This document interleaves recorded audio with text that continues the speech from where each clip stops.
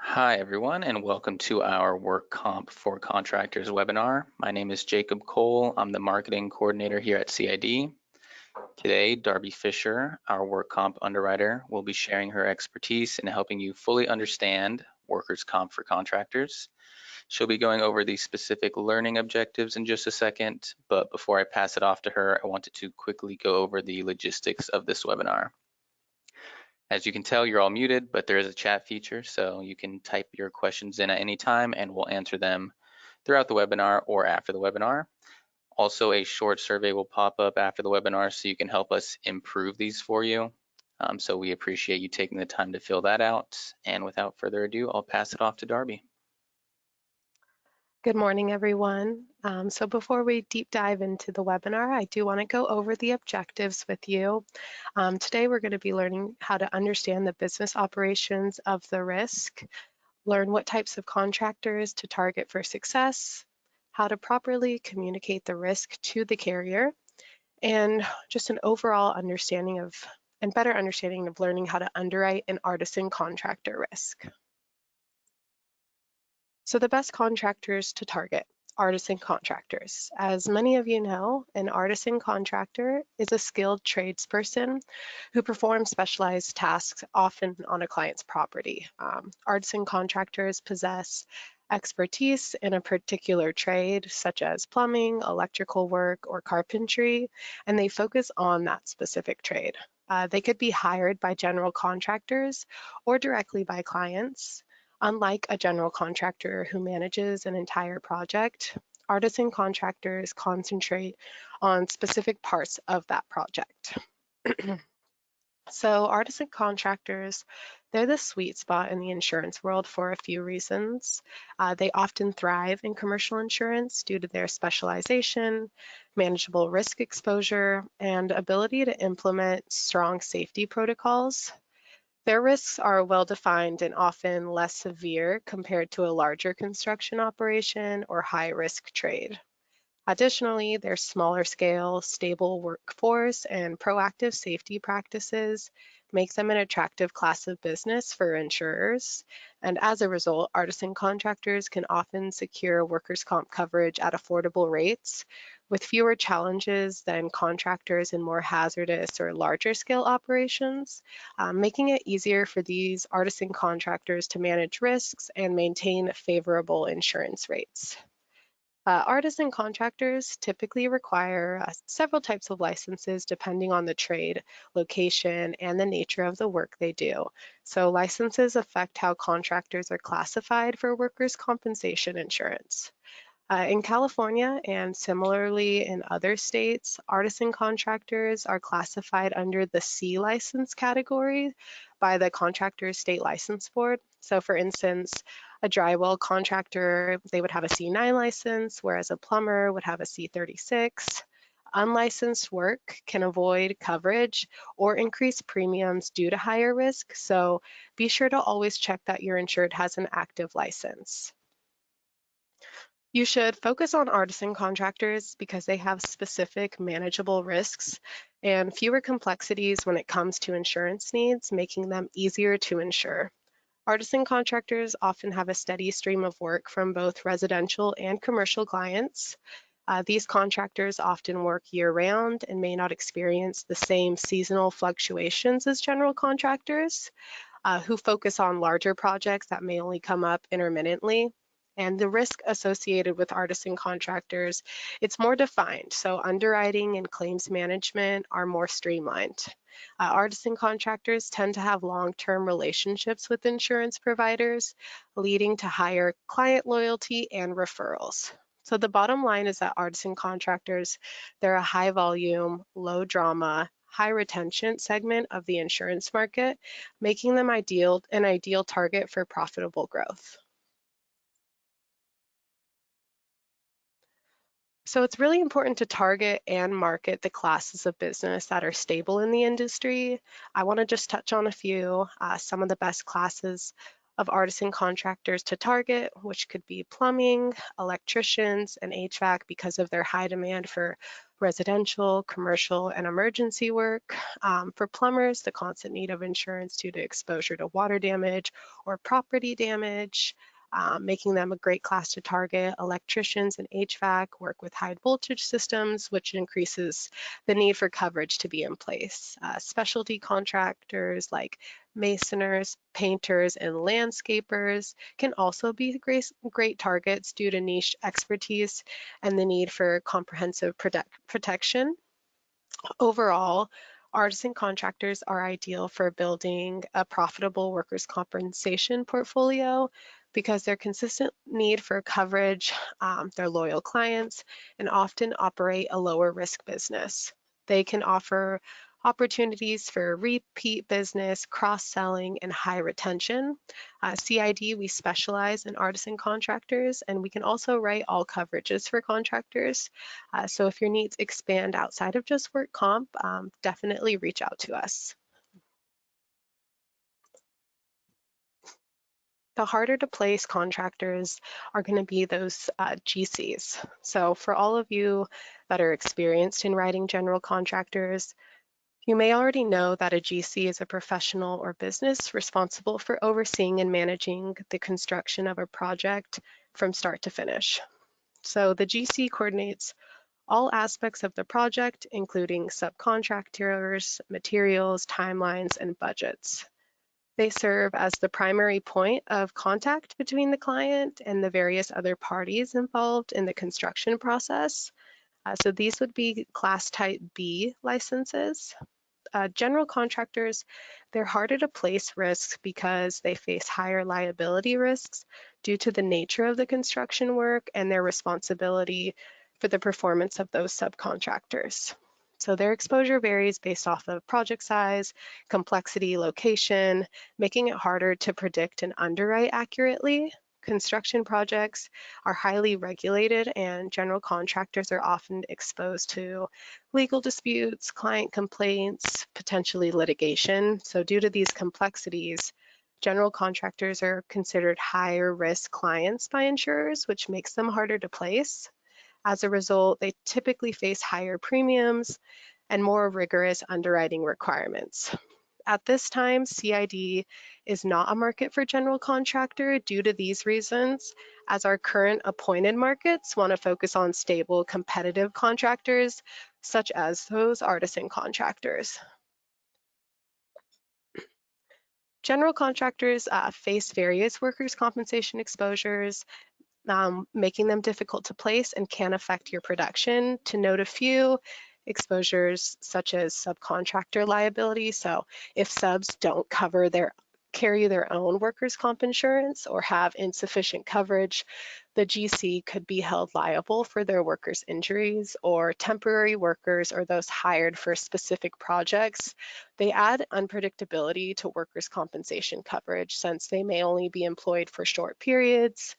Their potential risk of injury may not be consistent with a typical year-round worker.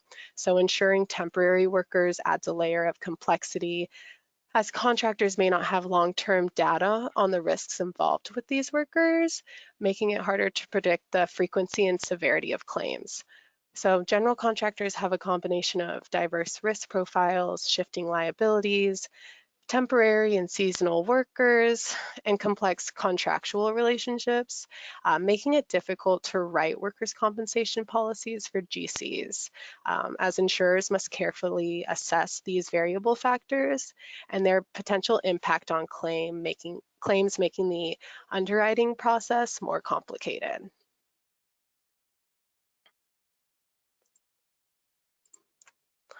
So understanding the type of construction work a contractor performs is essential for agents writing work comp insurance because it ensures accurate job classification, which directly affects premium pricing.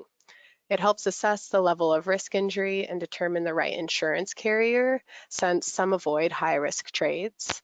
It also prevents surprises during audits and helps ensure compliance, reducing the chance of client dissatisfaction or premium adjustments. So properly understanding the business operations, it can also help boost profitability by ensuring accurate classification for proper pricing and commissions, reducing audit-related chargebacks, and improving placement with the right carriers to close more deals.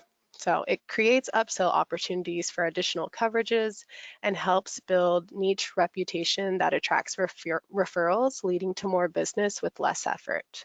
So this insight allows agents to accurately classify the risk using the proper class codes, ensuring premiums are priced fairly, avoiding underpricing as well that can hurt the carrier profitability, or overpricing that can cost a sale.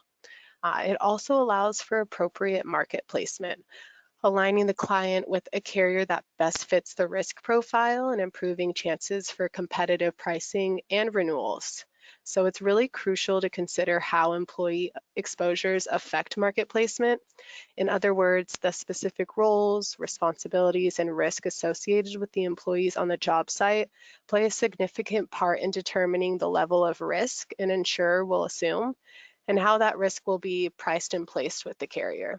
So using the wrong class code, it can make a risk ineligible for a preferred carrier, slowing down placement and costing you the sale. So knowing understanding the business operations helps you to know the correct class code and match that contractor to the right carrier, saving time and increasing your bind ratio. So some other underwriting factors to include is the scope of work performed. So are there any high-risk activities involved? This can help assess the severity and frequency of injury risk. Is there a subcontractor exposure? Are those subcontractors insured and providing certificates, as this can impact exposure and audit risk and may create uninsured liability if not disclosed properly? Are there safety programs in place, and do they provide PPE, training, and have regular meetings? As strong safety culture lowers loss risk and improves insurability. These are all things to keep in mind when understanding the operations of the business in order to obtain a competitive quote. Artisan Contractors also requires careful attention to several risk factors that directly affect whether a carrier will write the policy and at what cost. So red flags, if present, can reduce market access, increase premiums, or even lead to outright declination. So here's a few things to look out for. High risk class codes such as roofing, demolition, scaffolding, or tree work. These trades often fall outside of the carrier appetite just due to a higher frequency and severity of injuries.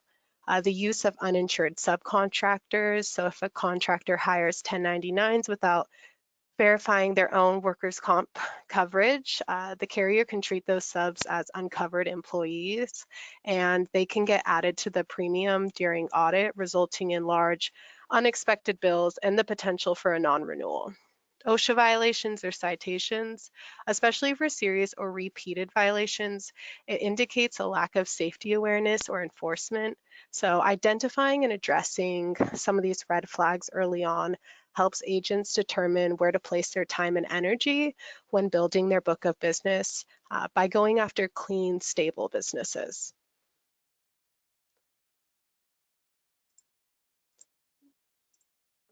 So as you're communicating the risk to the carrier, you want to provide a complete submission, which sounds straightforward, but often times that's not the case. So a complete, clear submission, it's going to be essential for your profitability and enables you to obtain a competitively priced quote for your insured.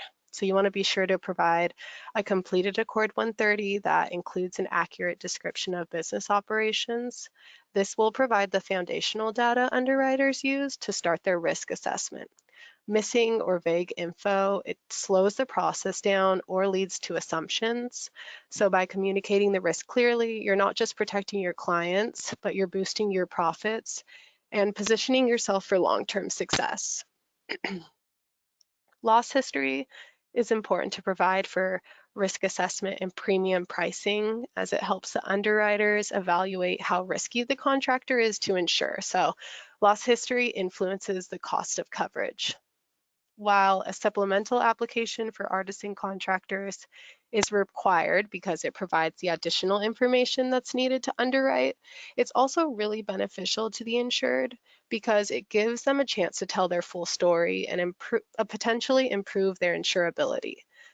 They can clarify the nature of their work, what they do and don't do, which can prevent overpricing due to assumptions. They can highlight their safety measures, all of which can perceive a lower risk and further explain loss history if needed. A workers' comp complete submission doesn't just ensure smooth pricing, it helps you avoid missed or incorrect information, which equates to fewer surprises during the quoting process. The smoother the placement, the quicker you can close the deal and move on to the next client. So improved pricing equates to your competitive edge in the market.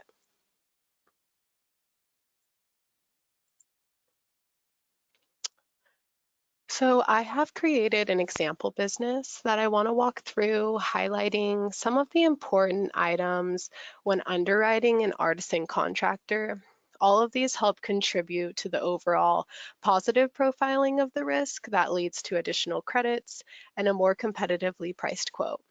The insured's name, of course, indicates that this is a painting business, which would be classified as an artisan contractor where they provide commercial and residential painting services to clients. So the first thing is I'd want to ensure they have an active license with the Contractor State License Board to avoid any penalties on the quote or even a declination up front. And you can do this by checking online. The risk has a C33 active license for painting and decorating contractors. The trade in years in business question, so on this example, they have 8 years. This question gets missed a lot on the Accord 130, and it directly impacts how the underwriter evaluates the risk. It can show skill, stability, indicate lower claim risk, and it could open access to better pricing. So be sure to indicate that on the application, especially with the contractor's risk. The annual payroll here is fairly high, which signals business strength and stability, as larger payroll typically equates to less volatility and financial impact from a single claim. The insured does have safety protocols in place. I've noted a few, some PPE, fall protection harness, no OSHA violations, weekly toolbox talks. Safety programs play a critical role in shaping a positive profile for artisan contractors when underwriting, as those underwriters recognize that contractors who invest in safety programs are proactively managing the risk, which makes them more attractive candidates for coverage. The stronger the safety program, the more favorable the underwriting process, and the more likely the contractor will receive competitive rates for their workers' comp insurance. There is a 15% subcontractor exposure, which you should be getting that information on any contractor's app, as this will determine market placement and availability. So accurately reporting the sub-exposure, it allows the underwriters to fully assess the risk associated with the contractor's operations. It ensures that the contractor is properly classified and insured, helps prevent additional liabilities, and also demonstrates a proactive approach to managing safety and risk. So lastly, the employees perform residential and small commercial painting for both interior and exterior.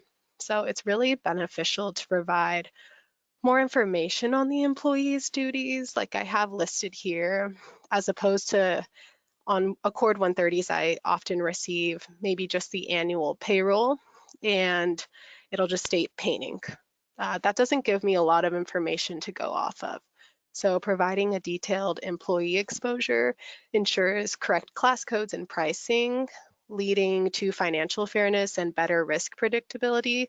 It also allows for more targeted risk control, which improves the overall safety and profitability of the account. So the point of reviewing and providing this detailed information during the underwriting process is to have the contractor profiled as a better than average risk, and that the carrier can distinguish them from a riskier, less professional business, leading to improved pricing, which enables you to grow your book of business.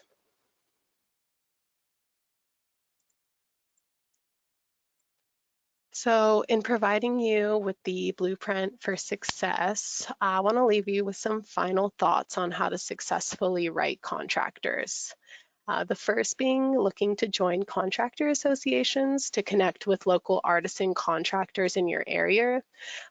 Contractor associations, they're often hubs where local artisans gather to share best practices and industry insights, discuss safety protocols, training, collaborate on projects, referrals, and new business opportunities. So by joining these associations, agents gain direct access to a pre-established group of potential clients who are actively engaged in their field and opportunities to build relationships with contractors in need of insurance.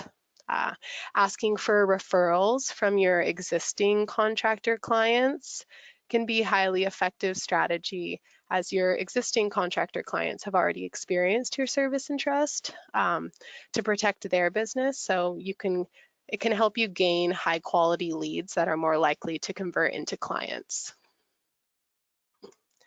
As I previously discussed, having a full understanding of the contractor's operations is going to be essential for insurance agents aiming to write profitable work comp policies with a clear picture of job site practices, use of subcontractors, safety procedures. Underwriters have a better understanding of the risk, which leads to the overall positive profiling of the risk, which allows them to offer more accurate pricing based on real detailed data, potentially qualifying the risk for better rates and additional pricing. And then most importantly, not all contractor business is worth having on the books. To maximize success, it's really important to focus on the trades that have steady, high demand work and face relatively low risk. By identifying these types, you can tailor your marketing, offer the right kinds of coverage, and position yourself as the go-to insurance provider for artisan contractors. By focusing specifically on artisan contractors, you're targeting a stable, predictable, loyal customer base that values reliability and simplicity, and they tend to stay with you for the long haul. So you want to be sure to choose your contractors wisely. I'm going to pass it back to Jacob now. All right, thank you, Darby. If anyone has any questions that weren't answered during the webinar, now's the time to chat them in so we can answer them before we sign off. And then after we do sign off, I encourage you all to browse our website. We have tons of tools for you in your office to use, including marketing materials, proposal templates, fillable applications, and a ton of recorded webinars on different lines of business and coverages. Don't hesitate to reach out to Darby after the webinar. Her contact information is on the screen here, and if you have completed applications on file, you can start sending those over to the submissions email you see on screen. Please be sure to stay on so you can complete that survey and help us make these webinars better for you in the future. And I don't see any questions, so I think that'll do it for today's webinar. We appreciate you all joining us, and we look forward to doing business with you. Have a great day. Thank you, everyone.